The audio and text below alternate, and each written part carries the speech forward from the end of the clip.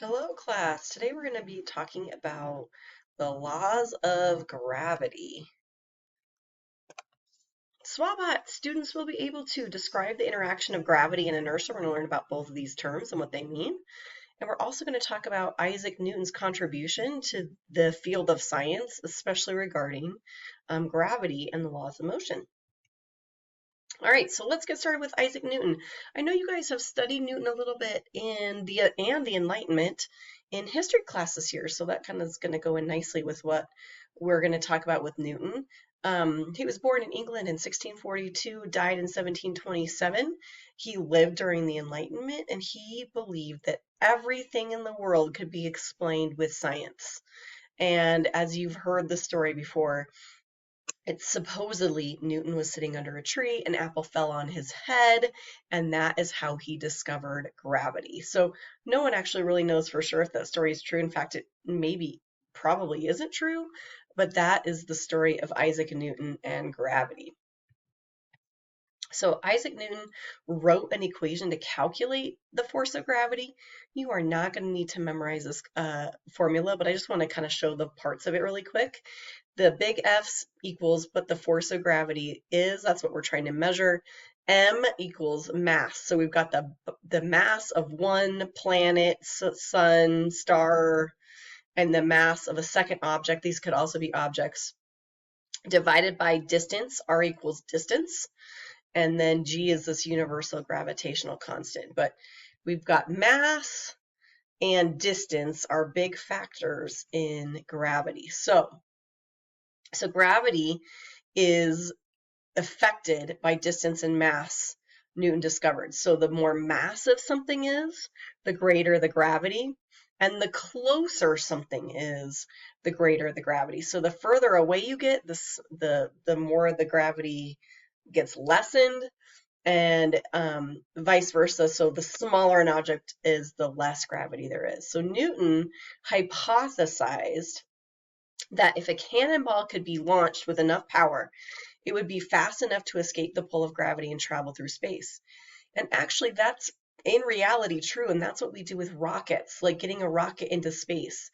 It has to travel with enough speed and force to escape the gravity of the Earth, and that's all mathematically calculated, figured out, but that is how we get into space in the first place. Launching a satellite, launching a spaceship, is to go as fast as possible to escape Earth's gravity. So Newton developed two laws of physics.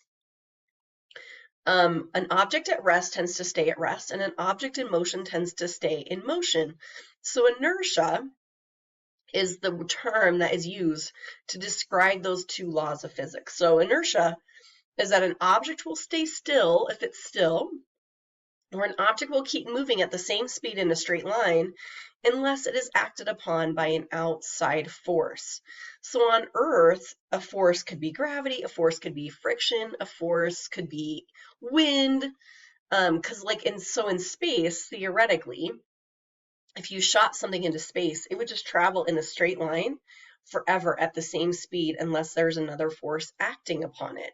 So those were his two laws. So an object at rest tends to stay at rest. So if it's not moving, it's not going to move. So let's say you have an object on your table, on your desk. It's going to stay there still unless a force is acting, like if something pushes it or pulls it or something else. And vice versa, an object in motion will stay in motion unless another force it acts upon it. So gravity is the force that pulls all objects with mass toward one another. So this is a picture of a nebula, but we've got gravity. So anything with mass is going to get pulled together based on gravity. So the greater the mass, the greater the amount of gravitational force. Our sun has more gravitational force than anything else in our solar system. It's the most massive object in our solar system, and that is why all the planets revolve around the sun. So we need to talk about mass versus weight. So mass is the amount of matter in an object. How much matter, how many molecules makes up the object? Mass doesn't change from location to location. So if I went to the moon, my size would be the same. The amount of molecules that make up my body would stay the same. Weight, on the other hand, is the measure of gravity on an object. So weight can change depending on your location. Like I would weigh less on the moon than I do on Earth because the amount of gravity that's acting upon my mass is different. So mass and weight are two different things. So if I weighed, or if you weighed 100 pounds on Earth, then all of these different, you would weigh 16 pounds on the moon. You would weigh 2,707 pounds on the sun. You would weigh 37 pounds on Mars. So this is just kind of interesting to look at. You would weigh, let's see, Jupiter, 236 pounds on Jupiter.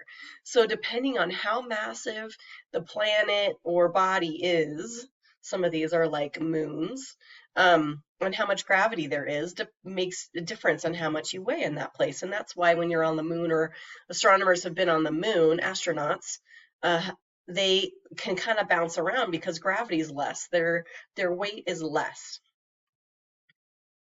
All right, so gravity and inertia work together so that we can have orbits. If we only had gravity, I've got kind of two images here. One of the moon, this is the moon and the earth, and one of the earth and the sun. If we only had gravity and no inertia, then the force of gravity would pull everything to the more massive object. Like we're less massive than the sun, so the sun's gravity would pull us into the sun and it would be destroyed. Same thing with the moon. If we didn't have inertia, the moon would be pulled into the earth by the earth's gravity and it would strike the earth. So inertia, on the other hand, is that it would travel in a straight line forever if it didn't have another force acted on it. So inertia, if we didn't have gravity, the moon would just be flying through space in the same direction. Same thing with the earth. The earth would be traveling through space in the same direction. Because we have gravity and inertia working together, then we get an orbit. So we stay the same distance away from the sun, or the moon stays the same distance away from the earth, and it travels in a circle because gravity is holding it in place, but inertia is making it move. So gravity and inertia work together. If we only had inertia, we would be traveling through space in a straight line. We would not be circling the sun. If we only have gravity, we would have crashed into the sun millions and millions of years ago. All right, so discussion questions. I want you to think about, what is the difference between mass and weight? How come we don't notice the difference notice the gravity between objects, like a pen and my phone? How come we don't notice the gravity between like everyday objects all around us? And can you describe how gravity and inertia work together so that so Earth can stay in an orbit, so other planets can stay in an orbit, so that galaxies can stay together in an orbit? So think about how gravity and inertia work together.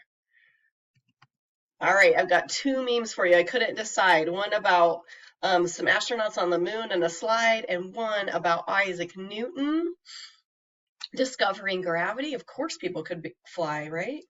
Before Newton discovered gravity. And I'm sure Newton would agree with me that, as in all laws of physics and gravity, science rocks.